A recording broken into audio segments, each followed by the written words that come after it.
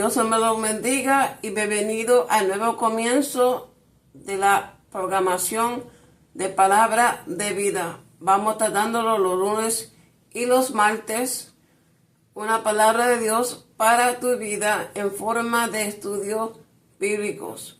Con la segunda palabra de Dios es la primera palabra de Jesús en la cruz. Comencémonos. Acompáñame en el libro de San Lucas, capítulo 23, verso 34. Y se lee así en nombre del Padre, del Hijo y del Espíritu Santo. Amén. Y dice así: y Jesús decía: Padre, perdónalos, porque no saben lo que hacen. Y repartieron entre sí sus vestidos, echando suertes. Amén. Vamos a empezar el estudio con estos 4 puntos. El primero es: ¿por qué Jesús murió en la cruz? La segunda es la sentencia de la muerte de Jesús. El tercero es el perdón de Dios y la de Jesús. Y por lo último es la simbolización de la vestimenta de Jesús. Vamos a orar para empezar el estudio de hoy. Oremos todos. Padre Santo y bueno, santificado sea tu nombre. Venimos hoy en tu reino, que haga tu voluntad y no de nosotros en este día. Pedimos gracias por tu palabra que vamos a estar estudiando en este día. Y gracias, Espíritu Santo, por guiarnos a toda la verdad y tu justicia, por tu palabra que es consuelo para nuestra alma y cuerpo. Pidiéndote también, Señor Jesús, que derrame tu sangre y salud y que rescate a todos los oyentes que están escuchando a toda parte del mundo que necesita de ti. Y también que esta palabra que vamos a estar escuchando y estudiando, que pueda brindar sabiduría, inteligencia, esa palabra de salvación de fe, y que pueda entender que solo en ti hay salvación. En tu nombre te lo pedimos esto, en tu nombre del Padre, del Hijo y del Espíritu Santo. Amén y amén. El primer punto es: ¿por qué Jesús fue en la cruz para morir? Está la pregunta del primer punto, que fue: ¿por qué Jesús fue en la cruz para morir? Y se contesta de esta manera. Dice que todo llega al principio del nacimiento de Jesús, como dice en el libro de San Mateo capítulo 1, versos 18 al 23. Y nos dice así: el nacimiento de Jesucristo fue así. Estando desposada María, su madre, con José, antes que se juntasen, se halló que había concebido del Espíritu Santo. José, su marido, como era justo y no quería infamarla, quiso dejarla secretamente. Y pensando él en esto, he aquí un ángel del Señor le apareció en sueños y le dijo: José, hijo de David, no temas recibir a María tu mujer, porque lo que ella es engendrado del Espíritu Santo es. Y darás a luz un hijo, y llamarás su nombre Jesús, porque él salvará a su pueblo de sus pecados. Todo esto aconteció para que se cumpliese lo dicho por el Señor por medio del profeta, cuando dijo: he aquí una virgen concebirá y darás a luz un hijo, y llamará su nombre Emmanuel, que traducido es Dios con nosotros. El propósito de Jesús, del nacimiento hasta la muerte, como dice en la escritura que acabamos de leer, que cuando José quería dejar a María secretamente, pero José, cuando estaba durmiendo, el Espíritu de Dios le dijo a José: José, no temas de tomar a María como esposa tuya, porque lo que María fue engendrado del Espíritu Santo es, y darás un hijo dará a luz un hijo y llamará su nombre Jesús, porque él salvará a su pueblo de sus pecados. Entonces, el nacimiento de Jesús, que Jesús, pues ya fue ungido Jesús, porque ya fue ungido el Espíritu Santo en él, y es el Hijo de Dios. El nacimiento de Jesús significa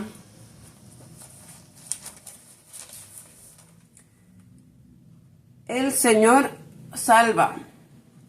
Entonces, el propósito de Jesús, de nacimiento hasta la muerte y la resurrección de Jesús, es para salvar, como lo dice en el libro de 1 Timoteo capítulo 1, verso 15 al 17, y dice así: palabra fiel y digna de ser recibida por todos, que Cristo Jesús vino al mundo para salvar a los pecadores, de los cuales yo soy el primero. Pero por esto fui recibido a misericordia, para que Jesucristo mostrase en mí el primero toda su clemencia, para ejemplo de los que habrían de creer en él para vida eterna. Por tanto, al Rey de los siglos, inmortal, invisible, al único y sabio Dios, sea honor y gloria por los siglos de los siglos. Amén. La palabra no quiere decir es que Cristo Jesús es el pan vivo para comer su carne y tomar su sangre para tener la vida eterna. Como verbo formado en hombre, el verbo significa palabra. Él es la promesa, la palabra fiel. Él es santo y digno. Si nosotros lo recibimos con firmeza y de todo el honor, por el amor que nos dio por el Espíritu Santo de Dios, recibimos a Jesús, el propósito y el regalo más lindo, el sacrificio de Dios que hizo al mundo lleno de perversidad. Le dio a Jesús su único hijo con poder y por amor para salvar al mundo de pecados y salvos y también de los malos caminos. Entonces, y nosotros lo recibimos por la misericordia de Dios para que Jesucristo mostrase su amor y recibir su perdón de nuestros pecados, y por la sangre que derramó Jesús fuimos salvos. También en aquella cruz del Calvario, y nos toca a nosotros abrir nuestra boca y confesar y abrir nuestro corazón que Jesús es el Hijo de Dios para tener la vida eterna, como lo dice en el libro de San Juan capítulo 12, verso 44 al 50, y dice así: Jesús clamó y dijo: el que cree en mí, no cree en mí, sino el que me envió, y el que me ve, ve al que me envió. Yo, la luz, he venido al mundo, para que todo aquel que cree en mí no permanezca en tinieblas. A quien me oye mis palabras y no las guarda, yo no le juzgo, porque no he venido a juzgar al mundo, sino a salvar al mundo. El que me rechaza y no recibe mis palabras, tiene quien le juzgue. La palabra que he hablado, ella le juzgará en el día postrero. Porque yo no he hablado por mi propia cuenta. El Padre que me envió, Él me dio mandamientos de lo que he de decir y de lo que he de hablar. Y sé que su mandamiento es vida eterna. Así pues, lo que yo hablo, lo hablo como el Padre me lo ha dicho. Lo que quiere decir es que Jesús quiere que le crea en Dios y también que le crea en Él. Y las palabras de Dios que le envió a su Hijo Jesús. También Jesús vino al mundo para darte la luz, para alumbrarte y señalarte que eres salvo por Él, y limpiarte del pecado y dar el Espíritu Santo para guiarte y enseñarte la Escritura Santa, palabra de Dios. Y el amor hacia Dios. Y que no permanezca en tinieblas y de la inmundicia del pecado que trae el príncipe de este mundo, que es el diablo, que da tristeza y más tristeza. Entonces, Jesús quiere que obedezca los mandamientos de Dios, tu Padre Celestial, porque si tú crees en Jesús y en Él, y el Espíritu Santo produce la vida eterna. Y si no crees, la palabra te va a juzgar a ti y va a estar en repleto condenación, que es el infierno, porque dice en la palabra en Hechos capítulo 16, versos 29 a 33. Dice así: Él entonces, pidiendo luz, se precipitó adentro y temblando se postró a los pies de Pablo y de Silas. Y sacándolos les dijo: Señores, ¿qué debo hacer para ser salvo? Ellos dijeron: Cree en el Señor Jesucristo y serás salvo tú y tu casa. Y le hablaron la palabra del Señor a él y a todos los que estaban en su casa. Y él, tomándolos en aquella misma hora de la noche, les lavó las heridas y enseguida se bautizó él con todos los suyos. En la escritura que acabamos de leer en el libro de Hechos capítulo 16, verso 30 al 33, nos dice: para ser salvo necesitamos creer en el Señor Jesucristo. Hermanos y hermanas en Cristo Jesús. Esto es una promesa y la herencia de nosotros, que seremos salvos tú y tu casa. Y como la salvación se puede perder, Dios quiere que nos mantenemos y manteniéndonos y deleitándonos y sometiéndonos en la palabra de Dios día y noche, y que no se aparte este libro de la ley de nuestra boca ni nuestra vida, para que así nosotros podemos aprender más de Dios y tener la salvación de la vida eterna. Y también nos dice en el libro de San Mateo capítulo 13, versos 40 a 42, que nos dice así: de manera que como se arranca la cizaña y se quema en el fuego, así será en el fin de este siglo. Enviará el Hijo del Hombre a sus ángeles y recogerán de su reino a todos los que sirven de tropiezo y a los que hacen iniquidad, y los echarán en el horno de fuego. Allí será el lloro y el crujir de dientes. En el libro de San Mateo capítulo 13, verso 40 a 42, Jesús nos habla y nos enseña de la parábola del trigo y la cizaña, que tienen varios significados. El primero es que Jesús se compara con la agricultura y el mundo con el campo. El segundo es: las semillas de trigo representan a los hijos del reino, mientras que la cizaña representa a los hijos del diablo.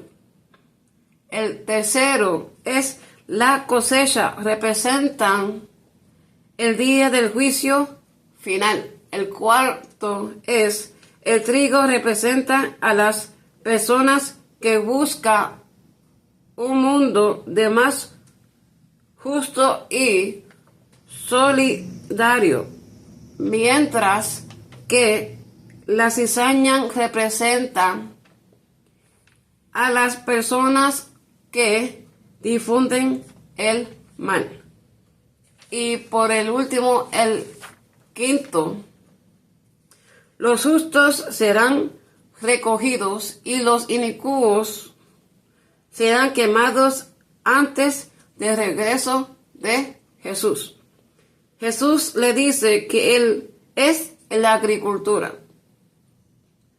Él es la agricultura y el campo es el mundo. Las buenas semillas de trigo representan a los hijos del reino, que es los hijos de Dios. Y la cizaña eran los hijos y son los hijos del diablo. El mismo que les había plantado. La cosecha representa el día del juicio final. Como dice en el libro de Primera de Juan, capítulo 3, versos 7 al 10. Y nos dice así: Hijitos, nadie os engañe. El que hace justicia es justo, como Él es justo.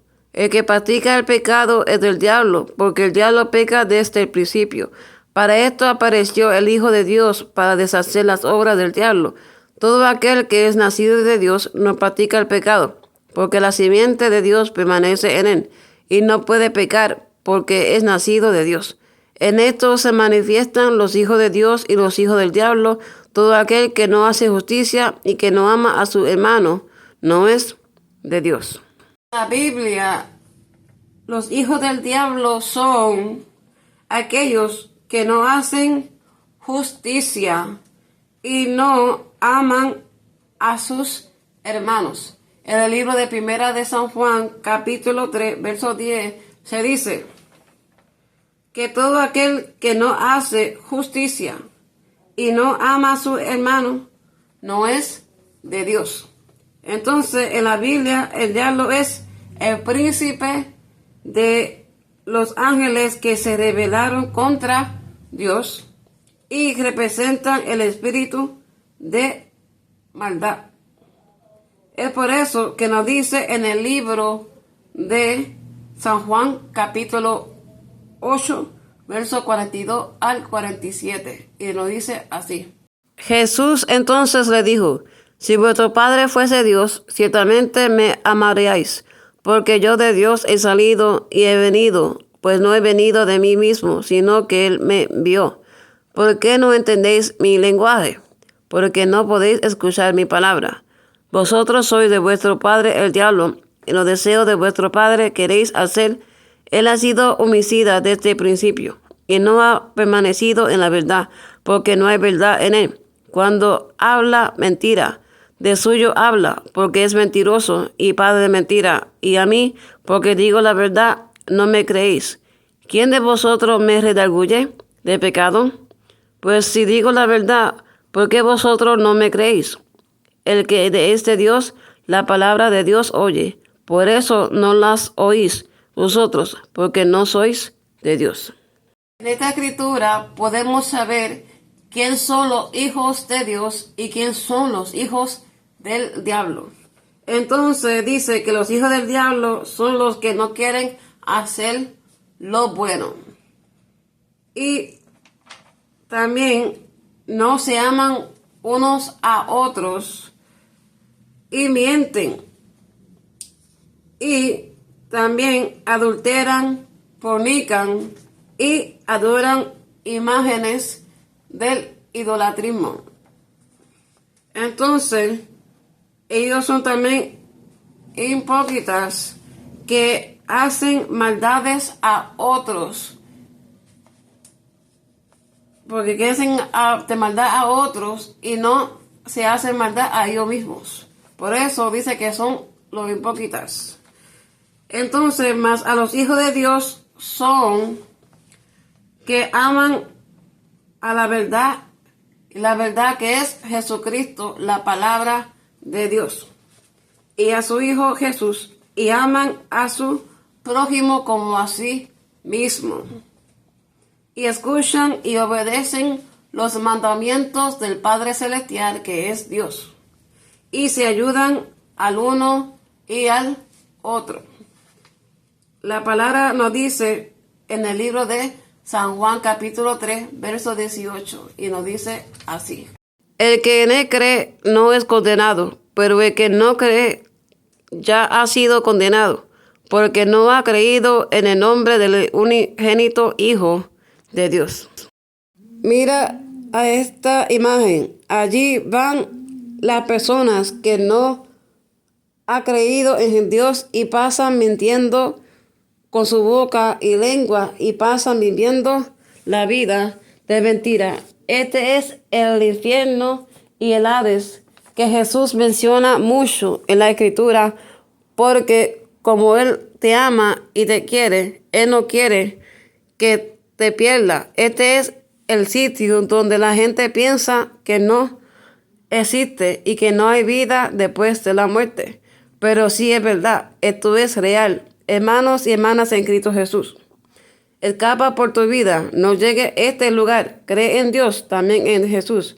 Dios creó este lugar solo para el diablo y sus ángeles, pero como las personas no aceptan a Jesús y las enseñanzas del Espíritu Santo de Dios, pues este es el lugar donde van a morir. Mira la otra imagen que está enseñando en la pantalla. Esta es la Nueva Jerusalén. Es por eso que el propósito del nacimiento hasta la muerte y resurrección de Jesús es para que seas salvo por Él y llevarte a la Nueva Jerusalén de calle de oro y mar de cristal. Pero es solamente para aquellos que vencieron de este mundo de pecado para llegar hacia arriba al cielo con Jesús.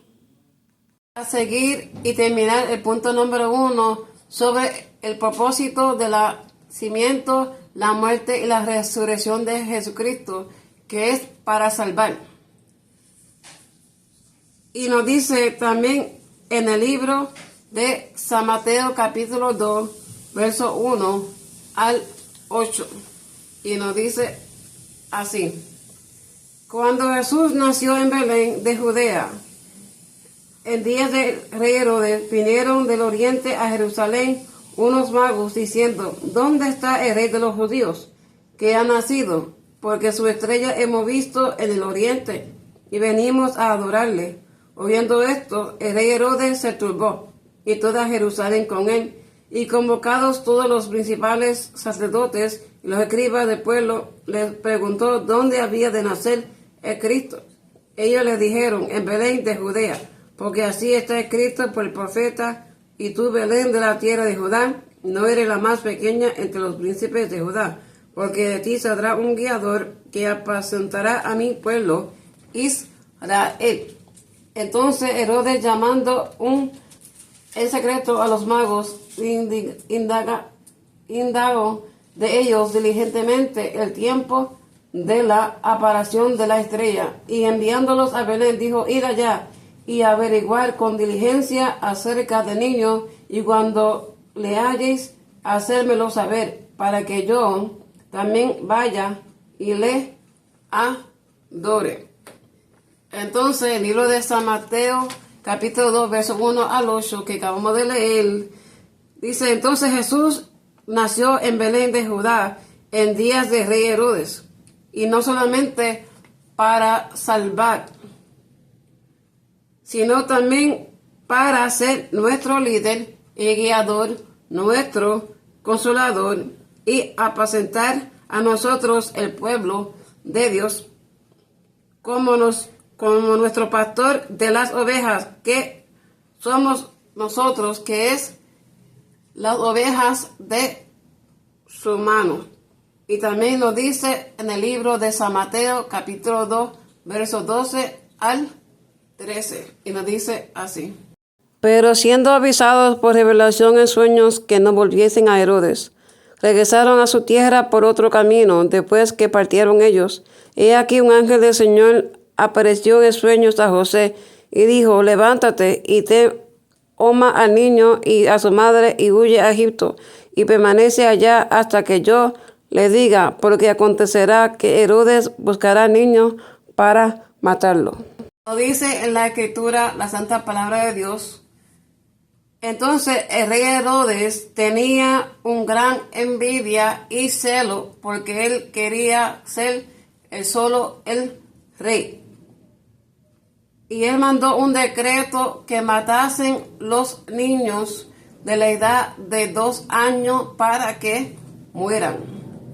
Aquí la Escritura nos habla y nos dice que el enemigo, que es el diablo, quería destruir el plan de Dios y el propósito del mundo que tenía sobre su Hijo unigénito, que es Jesús. Porque nuestro enemigo sabe toda la Escritura, sabe también lo que se va a acontecer, sabe que Jesús va a morir en la cruz del Calvario para que juntamente con Cristo Jesús muramos nuestros cuerpos carnales y tener y vivir nuestros cuerpos espirituales, que es el Espíritu Santo de Dios. Así entonces el Espíritu Santo tenga la autoridad absoluta y excluido autoridad sobre ti. Hay unas ocasiones en la Escritura que Jesús anuncia su muerte y lo dijo 3 veces.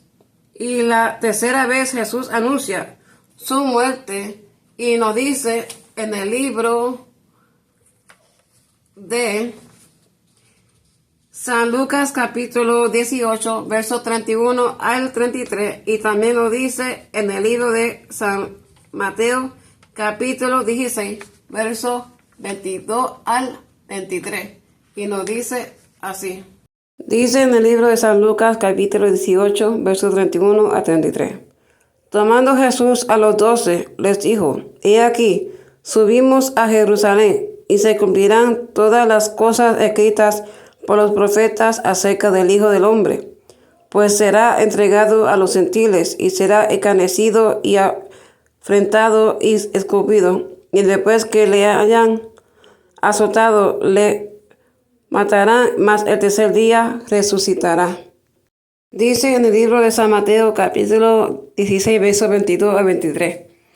Entonces Pedro, tomándolo aparte, comenzó a reconvenirle, diciendo, Señor, ten compasión de ti, en ninguna manera esto te acontezca.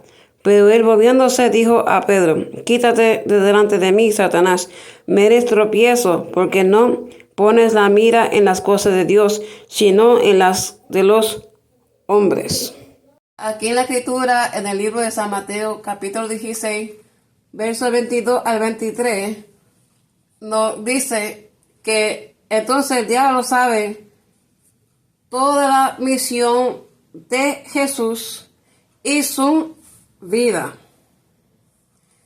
Y entonces la pregunta para ustedes es, ¿crees que se puso feliz el diablo cuando murió en la cruz del Calvario y resucitó al tercer día?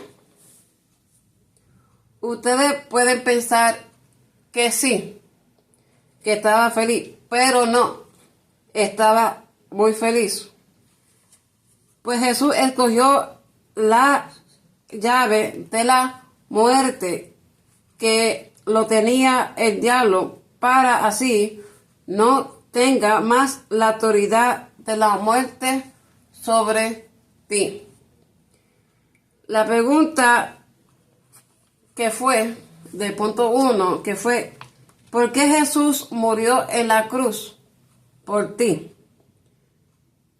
¿Y por qué Jesús murió en la cruz para morir. Y esa respuesta es para salvarte y limpiarte de los pecados de este mundo y ser salvo por él. Y ser pastor tuyo y tu rey y ser tu Señor y también llevarte con él hacia el paraíso. Punto número 2. Hay dos preguntas. La primera es, ¿cuál es la sentencia de la muerte de Jesús? Y la segunda es, ¿quién provocó la muerte de Jesús? Está la primera pregunta del segundo punto, que es, ¿cuál es la sentencia de la muerte de Jesús? Pues vamos a estar leyendo en el libro de San Lucas, capítulo 23, verso 1 al 5, que nos dice así. Levantándose entonces toda la muchedumbre de ellos, llevaron a Jesús a Pilato y comenzaron a acusarle, diciendo, a este hemos hallado que pervierte a la nación y que prohíbe dar tributo a César, diciendo que él mismo es el Cristo, un rey. Entonces Pilato le preguntó diciendo, ¿eres tú el rey de los judíos? Y respondiéndole él dijo, tú lo dices. Y Pilato dijo a los principales sacerdotes y a la gente, ningún delito hallo en este hombre. Pero ellos porfiaban, diciendo, alborota al pueblo, enseñando por toda Judea, comenzando desde Galilea hasta aquí. Entonces, lo que nos quiere decir en el libro de San Lucas, capítulo 23, verso 1 al 5, que acabamos de leer, dice que hemos encontrado que éste subvierte a la nación, que prohíbe pagar tributo al César y que dice que él mismo es el Cristo, es decir, un rey. Y Pilato le preguntó, ¿eres tú el rey de los judíos? Y él contestó que sí, yo soy. El verso 1 nos habla, que dice que se describe como los sacerdotes llevan a Jesús ante Pilato para su juicio romano o civil. Los sacerdotes no tenían autorización para ejecutar a Jesús, por lo que lo llevaron a Pilato temprano por la mañana.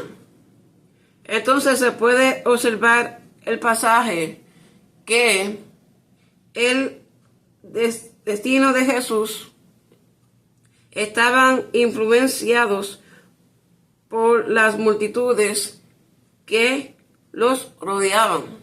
El verso 2 nos habla también y dice, ellos acusaron a Jesús por 3 causas. El 1 es alborotar al pueblo para que se rebele contra Roma. El segundo fue que prohíbe pagar al impuesto al emperador. El tercero es aferrar que él es el Mesías, el rey. El verso 4 nos habla también que dice, Pilato lo dice, que no encontró ningún delito en Jesús, porque le halló justo a este hombre y no halló ningún delito en este hombre que es nuestro Salvador, que es Jesucristo. Y también nos dice en el libro de San Lucas, capítulo 23, verso 13 al 16, que se continúa y nos dice así. En San Lucas capítulo 23, verso 13 al 16, que nos dice así. Entonces Pilato, convocado a los príncipes sacerdotes, a los gobernantes y al pueblo. Les dijo: me habéis presentado a este como un hombre que perturba al pueblo, pero habiéndole interrogado yo delante de vosotros, no he hallado en este hombre delito alguno de aquellos de que lo acusáis, y ni aun Herodes, porque os remití a él, y aquí nada digno de muerte ha hecho este hombre. Le soltaré, pues, después de castigarle. La palabra nos explica y nos dice que Pilato nos dice que el verso 18 de San Mateo, porque sabía que por envidia le habían entregado. La sentencia de la muerte de Jesús es una muerte de crucificación de la cruz del Calvario. Jesús fue sentenciado a morir, crucificado por los líderes judíos. El Sanedrín, tras ser acusados de delitos por ser el Hijo de Dios, por blasfema, y el sumo sacerdote Caifás fue quien instó a los demás a decir la muerte de Jesús. Jesús fue juzgado injustamente, también por lo que dice Caifás, el sumo sacerdote, que prohíbe dar tributo a César. El mismo Jesús dijo: dale a César lo que es de César y a Dios lo que es de Dios. La pena de muerte por crucifixión era la sanción en el orden jurídico hebreo para este tipo de delitos. Entonces, dice que aunque Poncio Pilato lo declaró inocente, los soldados romanos lo mataron crucificados, a pesar de que este cargo le juzgaron falsamente a Jesús. La condena a muerte de Jesús finalmente lleva al sacrificio en la cruz. Para muchos lo que le condenaron a muerte era que no va a molestar Jesús, pero este acto sacrificial es visto como el cumplimiento de una nueva vida en Cristo Jesús. Es una simbolización, un cambio de vida. Y en el modo de que ya no vivo yo, más Cristo vive en mí. Todas viejas cosas pasaron y todo fue hecha nuevas. Como lo dice en el libro de Isaías, capítulo 53, verso 5. Y nos dice así: Mas el herido fue por nuestras rebeliones, molido por nuestros pecados, el castigo de nuestra paz fue sobre él, y por su llaga fuimos nosotros curados. Para contestar la segunda pregunta del punto número 2, que fue: ¿quién provocó la muerte de Jesús? Vamos a estar buscando la palabra en el libro de San Mateo, capítulo 27, verso 1 al 24, que nos dice así: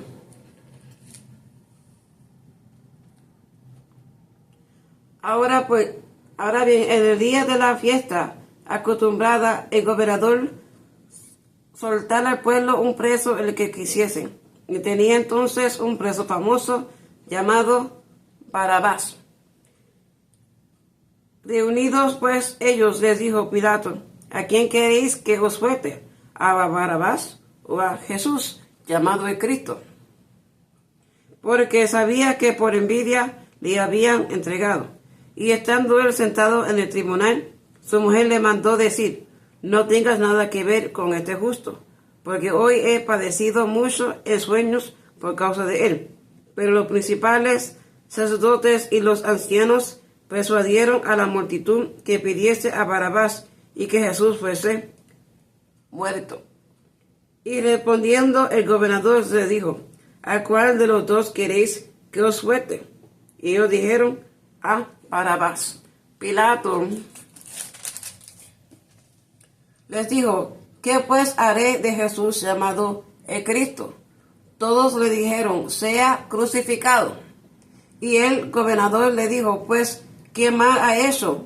Pero ellos gritaban aún más diciendo: sea crucificado. Viendo Pilato que nada adelantaba, sino que se hacía más alboroto, tomó agua y se lavó las manos delante del pueblo, diciendo: inocente soy yo de la sangre de este justo, allá vosotros. Entonces la escritura que nos quiere decir, que acabamos de leer el libro de San Mateo, capítulo 27, versos 15 a 24, nos dice que el juicio de Jesús es que lo describe.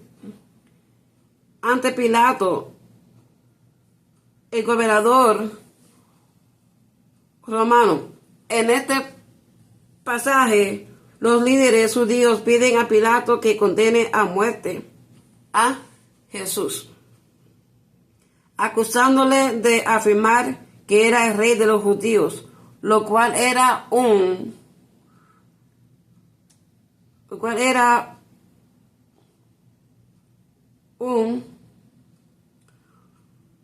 delito que se castigaba con la muerte.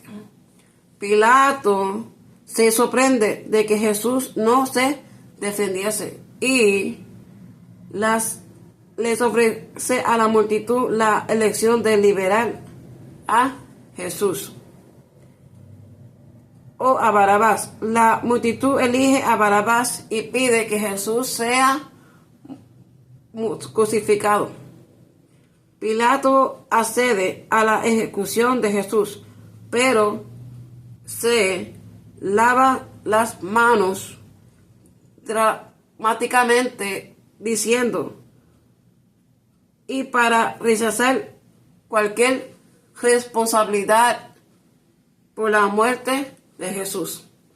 Entonces, algunos aspectos que se pueden destacar de este pasaje son 4 puntos. El primer punto es que la crucifixión de Jesús fue parte de su expiación por los pecados del mundo. El segundo punto es: el sufrimiento de Jesús en la cruz nos permite entender que cuando pecamos por alejarnos del Espíritu del Padre Celestial, y que Jesús puede ayudarnos a volver a estar cerca de Él. El tercer punto es: los títulos con los que se burlaron de Jesús como Hijo de Dios, el Mesías y el Rey de los judíos revelan su verdadera identidad.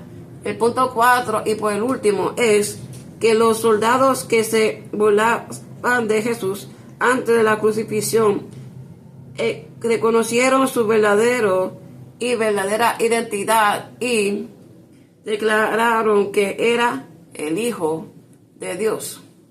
Entonces la pregunta fue: ¿quién provocó la muerte de Jesús? De acuerdo con la Escritura, la muerte de Jesús fue provocada por el gobernador romano de Judea, Poncio Pilato, quien ordenó a crucificar a Jesús. Los líderes judíos llevaron a Jesús ante Pilato como parte de una conspiración para matarle.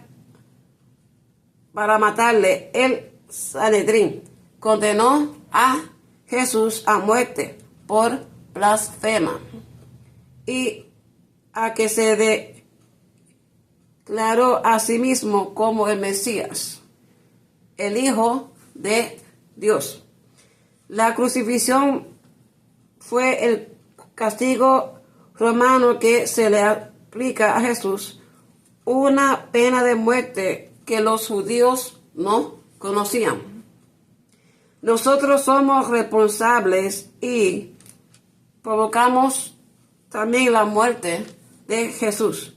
Y nos dice en el libro de 1 de Pedro, capítulo 2, versos 24 al 25, y nos dice así: quien llevó él mismo nuestros pecados en su cuerpo sobre el madero, para que nosotros, estando muertos a los pecados, vivamos a la justicia, y por cuya herida fuisteis sanados. Porque vosotros erais como ovejas descarriadas, pero ahora habéis vuelto al pastor y obispo de vuestras almas. La palabra que acabamos de leer, que fue el libro de 1 de Pedro, capítulo 2, versos 24 al 25, que nos dice de esta manera: lo que la muerte de Jesús en la cruz, que fue por amor a nosotros, y hizo un sacrificio para pagar los pecados de la humanidad y de las consecuencias de ello para la vida de las personas, porque Cristo Jesús hizo suyos nuestros pecados y por eso murió en la cruz del Calvario. Lo hizo para que nosotros dejemos por completo de hacer el mal y vivamos haciendo el bien. Cristo Jesús fue herido para que ustedes fueran sanados y limpiados de todo mal, de pecado. Y también nos dice en el libro de 2 de Corintios, capítulo 4, versos 10 al 12, y nos dice así: llevando en el cuerpo siempre por todas partes la muerte de Jesús, para que también la vida de Jesús se manifieste en nuestros cuerpos. Porque nosotros que vivimos siempre estamos entregados a muerte por causa de Jesús, para que también la vida de Jesús se manifieste en nuestra carne mortal, de manera que la muerte actúa en nosotros y en vosotros la vida. Nos quiere decir la escritura que acabamos de leer en el libro de 2 de Corintios, capítulo 4, versos 10 al 12, es que nosotros llevémonos y llevamos la marca de la sangre de Jesús y la muerte de Jesús en toda la parte del mundo que vayamos y entrémonos. Y las partes que vayamos, nosotros tenemos las marcas de la sangre de Jesús en nuestras vidas y en nuestros cuerpos. Y somos sanados por el Espíritu Santo de Dios. Por lo cual, que significa también que nosotros, los cristianos, al sufrir y morir por amor a Jesús, permitimos que la vida de Jesús se manifieste en nosotros, porque nosotros vivimos la vida como la de Cristo Jesús. El mundo nos rechaza y nos entrega a nosotros, los cristianos, a la muerte. Pero recuérdate que tenemos la vida en Cristo Jesús. Necesitamos también hablar sobre la importancia de confiar y creer en Dios y en su Hijo Jesús. Y anunciar el Evangelio de la fe por toda la parte del mundo, a pesar de los sufrimientos que vamos a pasar y sufrir, pero que nunca sabemos quién puede ser salvos o a una persona de repleto condenación que va a dar a este mundo. El punto 3 es el perdón de Dios y la de Jesús. En la escritura que leímos en el principio, que se encontraba en el libro de San Lucas, capítulo 23, verso 34, y que nos dice así. Y Jesús decía: Padre, perdónalos, porque no saben lo que hacen. Vamos a estar estudiando sobre el perdón de Dios y el perdón de Jesús. Pero primero vamos a estar estudiando sobre el perdón del Padre Celestial, que es Dios. La pregunta es, ¿por qué Jesús decía: Padre, perdónalos porque no saben lo que hacen? ¿Qué se refería a Jesús cuando dijo: Padre, perdónanos porque no saben lo que hacen? Jesús decía: Padre, perdónalos porque no saben lo que hacen, mientras estaba en la cruz, para pedirle al Padre que perdone a los soldados romanos que lo crucificaban. Jesús oró por el perdón de sus torturadores, a pesar de que ellos no sabían que era el Salvador en ese momento. Jesús estaba en el apogeo de su agonía, y mientras la mayoría de las víctimas de la crucifixión podrían gritar con furia y maldecir, él oró por el perdón de sus enemigos. La enseñanza de Jesús que nos quiere traer a nosotros es que Jesús sobre el perdón comunicaba que Dios perdona y espera que las personas perdonen a quienes les hacen el mal. Como dice en el libro de San Mateo capítulo 6, verso 14 al 15, y que nos dice así: Porque si perdonáis a los hombres sus ofensas, os perdonaré también a vosotros vuestro Padre Celestial. Mas si no perdonáis a los hombres sus ofensas, tampoco vuestro Padre os perdonará vuestras ofensas. La escritura que acabamos de leer en el libro de San Mateo, capítulo 6, verso 14 al 15, y nos habla y nos dice que el perdón de Dios es un regalo que se puede recibir a través del arrepentimiento y también a través del convertirse. Y también es porque Dios mandó a su Hijo unigénito, que es Jesús, en la cruz del Calvario, la expiación de Jesucristo. El perdón de Dios puede tener alivio, consuelo y dicha, mientras que el pecado causa dolor y sufrimiento. El arrepentimiento y el convertirse a Jesucristo es un cambio de mente y corazón y de vida que implica apartarse del pecado y pedirle ayuda a Dios. Dios es paciente y espera que se trabaje para vencer malos hábitos y adicciones. Jesús enseñó que la oferta de perdón de Dios está relacionada con la disposición de perdonar a los demás, y para recibir el perdón de Dios se debe hacer esto.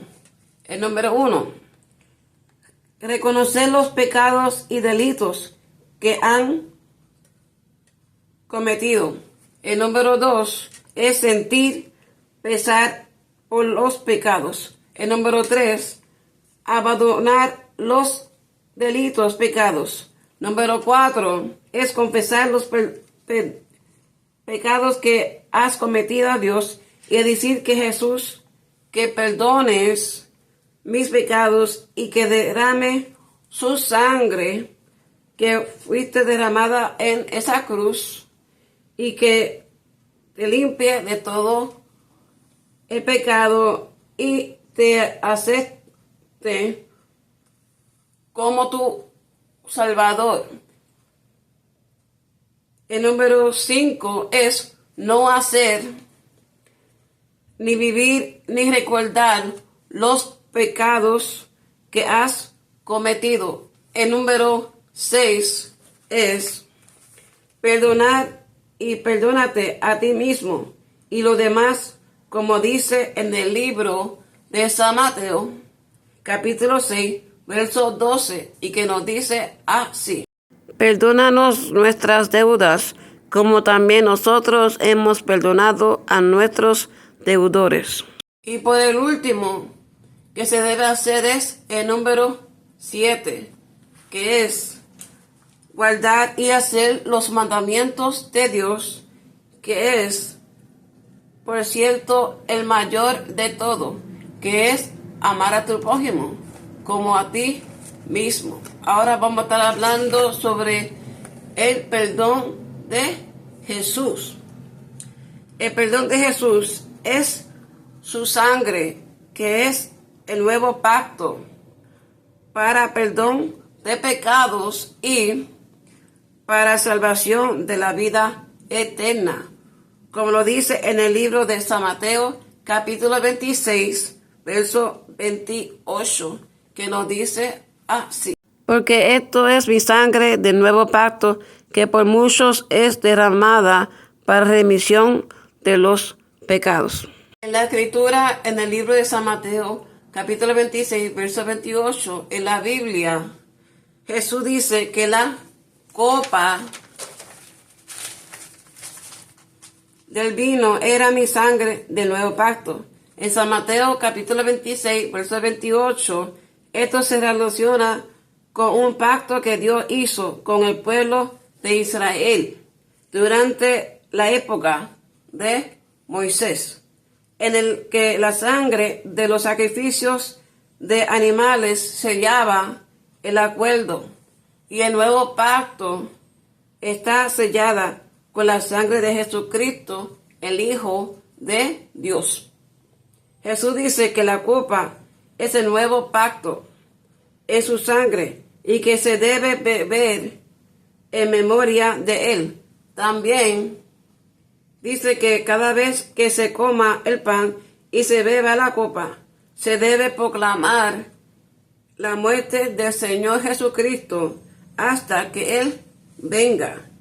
El pacto nuevo que se menciona en el libro de Jeremías, capítulo 31, versos 31 al 34, que nos dice así: He aquí que vienen días, dice Jehová, en los cuales haré nuevo pacto con la casa de Israel y con la casa de Judá, no como el pacto que hice con sus padres el día que tomé su mano para sacarlo de la tierra de Egipto, porque ellos invalidaron mi pacto, aunque fui yo un marido para ellos, dice Jehová. Pero esto es el pacto que haré con la casa de Israel después de aquellos días, dice Jehová. Daré mi ley en su mente y la escribiré en su corazón, y yo seré a ellos por Dios, y ellos me serán por pueblo.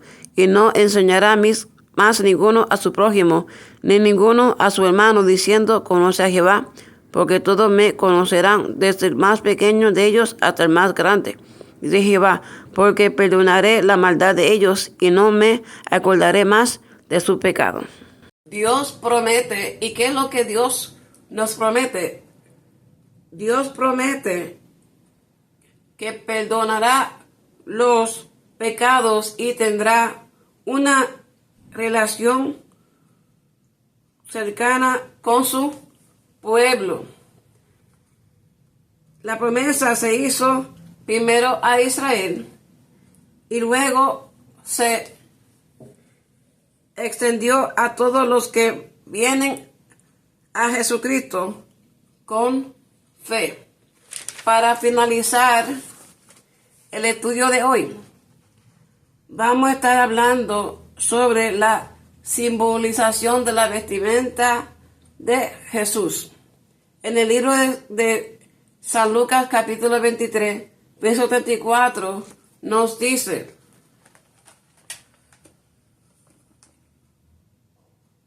y repartieron entre sí sus vestidos echando suertes.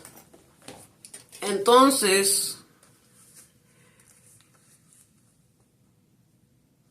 también dice en el libro de San Lucas, capítulo 23, verso 11, que nos dice así: entonces Herodes con sus soldados le menospreció y caneció vistiéndole de una ropa espléndida y volvió a enviarle a Pilato. Entonces Herodes con sus soldados le menospreció a Jesús y le vistió con una vestimenta y escarneció vistiéndole de una ropa espléndida y volvió a entregarle a Pilato. La vestimenta de esa ropa espléndida, todo fue porque Jesús le dijo: yo soy el rey de los judíos. Entonces la pregunta es: ¿cuál es la simbolización de la vestimenta de Jesús? Simbolica y qué significa es la santa túnica. La túnica en el Nuevo Testamento significa unidad. La túnica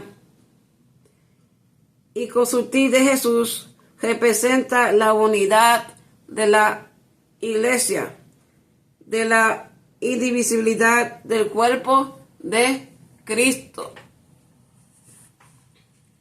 La túnica de Jesús, repartida entre los soldados romanos, simboliza a su sacrificio por la humanidad. Las vestiduras sagradas simbolizan la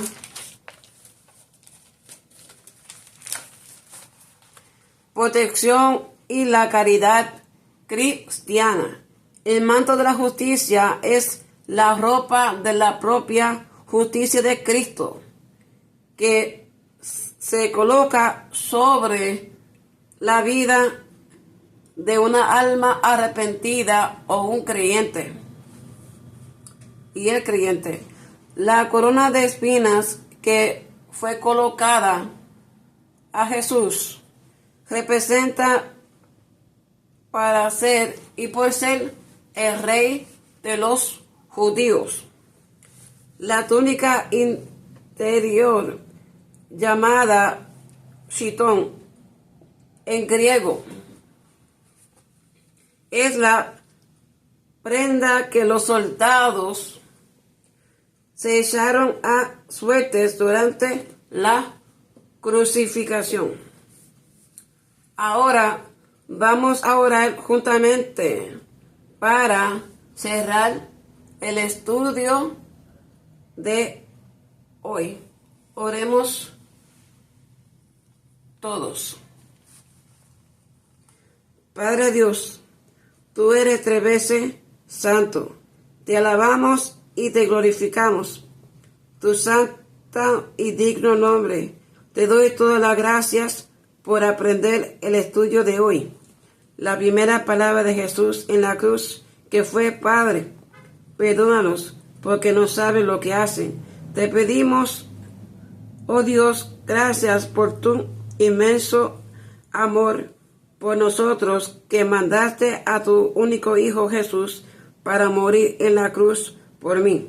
Te pedimos también a gracias, Señor Jesús, por derramar